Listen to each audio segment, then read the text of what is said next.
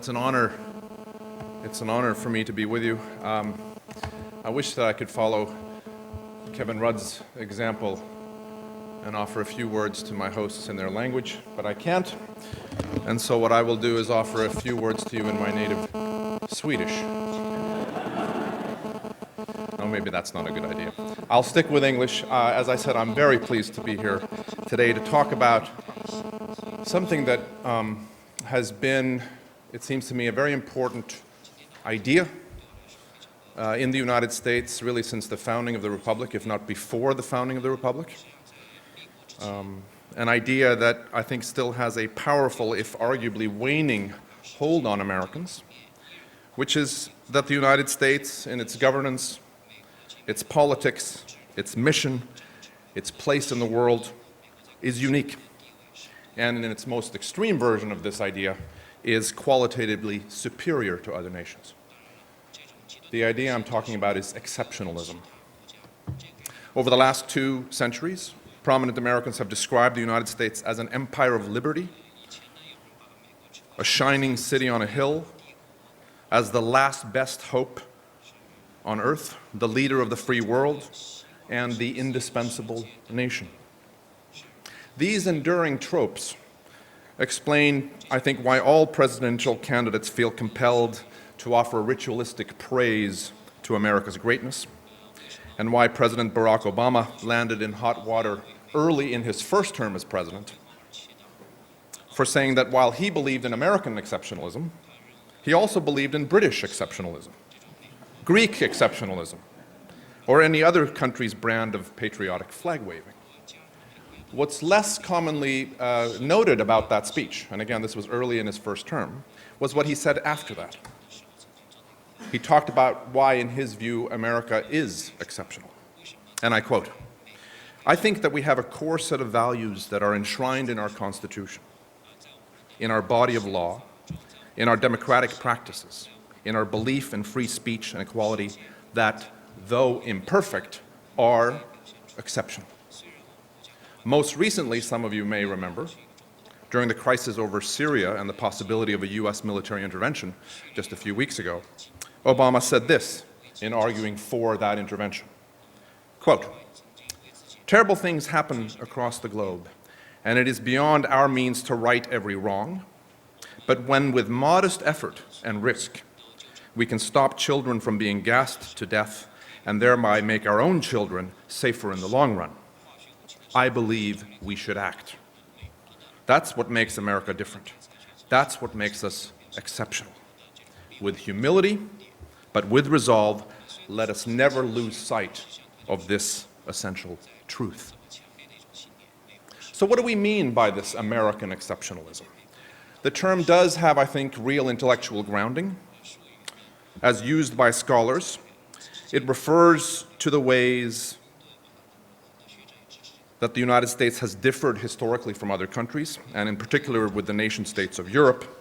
The fact, for example, that it was founded on a set of ideas, that it lacked a hierarchical social order with a hereditary aristocracy at the top, that the Europeans who settled North America did so in a huge, sparsely populated territory, and that it attracted immigrants from all over the world. Now, in a book that we published in 2009 titled America's Cold War, The Politics of Insecurity, Campbell Craig and I argue that this also has another geographic component, namely free security. This is a term that was coined by the great Yale historian C. Vann Woodward. And what Woodward was talking about was that the United States has a large and varied landmass, is lavishly endowed in terms of natural resources and navigable rivers, protected by 2 vast oceans that serve as kind of basically as moats, if you will, and that it has weak neighbors on either side, with all due respect to Canada and Mexico.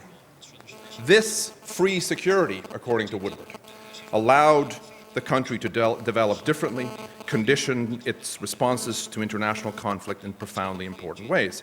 For Woodward, the period of free security basically ended in the late 1930s, or certainly with Pearl Harbor. Campbell Craig and I argue in this book that, in fact, for much of the Cold War and indeed into the post-Cold War era, free security remained the basic condition of the United States. And we argue that it did have very important implications for American diplomacy during the Cold War. For example, that the long experience of security, and this predates the Cold War but continues through it, had the effect of making Americans more sensitive to new dangers, more fearful of the possibility of, even the possibility of defeat. Then were peoples more conditioned to the cycles of ups and downs in their national traditions, more gloomily modest in their expectations. It reinforced Americans' moralistic tendency to see any hostility directed toward their nation as illegitimate, and to frame those threats in Manichaean terms, in terms of good and evil, black and white. After all, an illegitimate enemy is an absolute enemy with whom meaningful dialogue is impossible. We could also look at the political structure in the United States. Power, many scholars have noted, is more widely dispersed in the United States than in parliamentary systems. Relatively more centralized parliamentary systems where control of foreign policy is by and large concentrated in the executive. American political parties are weak, and political leaders depend for their positions on popular support. From the development of the two-party system in the 1790s, the parties have jockeyed for support, and many times leaders have found that the best way to get the attention of a generally parochial public is to trumpet U.S. exceptionalism and to exaggerate a given threat by portraying it in the most vivid terms possible. Now, a potential contradiction here, which is that if you feel so strongly that your country is the greatest, why do you feel a sense of threat in so many different circumstances? That's something we can discuss. But my point here that I want to just pursue in my final minutes is that I think this belief in the concept remains strong today. And we can see this in the comments of Barack Obama, who many opponents would say does not hold to an exceptionalist position. That's precisely the problem with Barack Obama. But I want to explore it briefly here in historical terms, and I want to use my own specialization, which is foreign policy. I want to consider how valid it is. Americans believe these claims to be true, and of course perceptions can be reality, but nevertheless, let me just consider a few myths. First, I want to suggest that there's nothing exceptional about American exceptionalism. Most great powers have considered themselves superior to their rivals and have believed that they were advancing some greater good when they imposed their preference on others. The British thought they were bearing the white man's burden. French colonialists talked about the civilizing mission to justify their empire. I published a book last year on French Indochina and on early U.S. involvement in Vietnam, and a theme in that book is the degree to which generations of French policymakers preached this civilizing mission. So when Americans proclaim they are exceptional and indispensable, they are simply the latest nation to sing a familiar old song. Among great powers, thinking you're special is the norm, not the exception. That's why you're the big dog, so to speak. Second, history does not support the contention that the United States has behaved better than other nations do. The United States may not have been as brutal as some other states in world history, but I think a dispassionate look at the historical record refutes most claims about America's moral superiority. For starters, the United States has been one of the most expansionist powers in modern history. It began as 13 small colonies clinging to the eastern seaboard, but it eventually expanded across North America. And the United States, as I think we all know, has fought numerous wars since then, starting several of them, and its wartime conduct, I think, has hardly been the model of restraint. So we could talk, for example, about the war in the Philippines at the turn of the last century, which killed some 200,000 to 400,000 Filipinos, most of them civilians. We could talk about World War II, the so-called Good War, when the United States and its allies did not hesitate to engage in massive aerial bombardment of enemy territory, killing hundreds of thousands of German and Japanese civilians, mostly through deliberate targeting against enemy cities.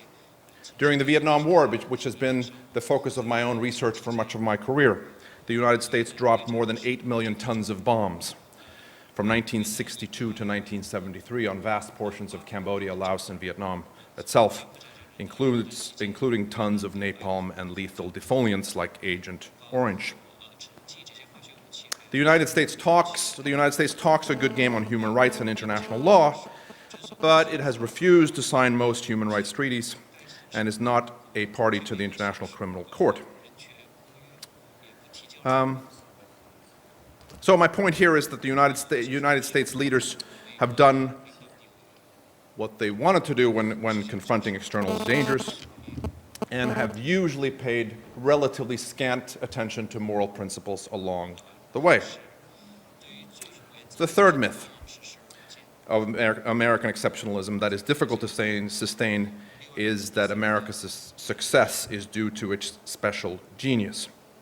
There is, to be sure, some truth to this version of American history. It's not an accident that immigrants come to the United States in droves in search of economic opportunity, and the melting pot myth facilitated the assimilation of each wave of new Americans. America's scientific and technological achievements are fully deserving of praise and owe something to the openness and vitality of the U.S. political order. But America's past success is due, I would submit to you, ladies and gentlemen, as much to good luck as to any uniquely American virtues. I come back again to my point earlier that geography is, to some extent, destiny. Well, some of you might ask, hasn't the United States been responsible for a lot that is good in the world? And yes, I would say that the answer is, at least in part, that it has. The U.S. has made undeniable contributions to peace and stability in the world over the past century, including the Marshall Plan, the creation and management of the Bretton Woods system, its rhetorical support for the core principles of democracy and human rights, and its mostly stabilizing military presence in Europe and the Far East, from an American perspective. But the belief that all good things flow from Washington's wisdom overstates the U.S. contribution by a wide margin. For example, the spread of liberal ideas is a global phenomenon, with roots in the Enlightenment, and European philosophers and political leaders did much to advance the democratic ideal. Similarly, the abolition of slavery and the long effort to improve the status of women owe more, one could argue, to Britain and other democracies than to the United States, where progress in both areas trailed many other countries. So I'm suggesting to you, as I come to my conclusion, that we should view this exceptionalist notion with some skepticism. Confidence is a valuable commodity in any country. But when a nation starts to think it cannot fail, or it blames all failures on others, reality is likely to deliver a swift rebuke. Ancient Athens, Napoleonic France, Imperial Japan, and countless other countries have succumbed to this sort of hubris, and nearly always with catastrophic results. I think this may be what Russian President Vladimir Putin had in mind when he chastised President Obama for invoking exceptionalism in the quote that I gave you before in support of military intervention in Syria. I found Putin's remarks quite remarkable. Here's what he said: "My working and personal relationship with President Obama is marked by growing trust. I appreciate this. I carefully studied his address to the nation on Tuesday, and I would disagree with the case he made on American exceptionalism, in which he stated that the United States policy is what makes America different. It is what makes us exceptional." He's quoting Obama there. "It is extremely dangerous," Putin went on, "extremely dangerous to encourage people to see themselves as exceptional, whatever their motivation. There are big countries and small countries, rich and poor, those with long democratic traditions and those who are still finding the way to democracy. Their policies differ too. We are all different, but when we ask for the Lord's blessing, we must not forget that God created us equal," unquote. On that note, I'm going to conclude. Given that given the many challenges that Americans now face, from persistent unemployment to the burden of winding down a long war in Afghanistan, it's unsurprising that they find the idea of their own exceptionalism comforting, and that their aspiring political leaders have been proclaiming it with increasing fervor. Just look at the 2012 political campaign. That is to say, the exceptionalist argument offers some voters a reassuring counter-narrative to persistent joblessness, a long-term hollowing out of the middle class, and a sense that the nation's best days are past. Such patriotism has benefits, but not when it leads to a basic misunderstanding of America's role in the world. That is exactly how bad decisions get made. America has its own special qualities, as all countries do, but it is still a state embedded in a competitive global system. It is far stronger and richer than most. Its geopolitical position is in many ways remarkably favorable. These advantages give the United States a wider range of choice in its conduct of foreign affairs, but they do not ensure that its choices will be good ones. I thank you.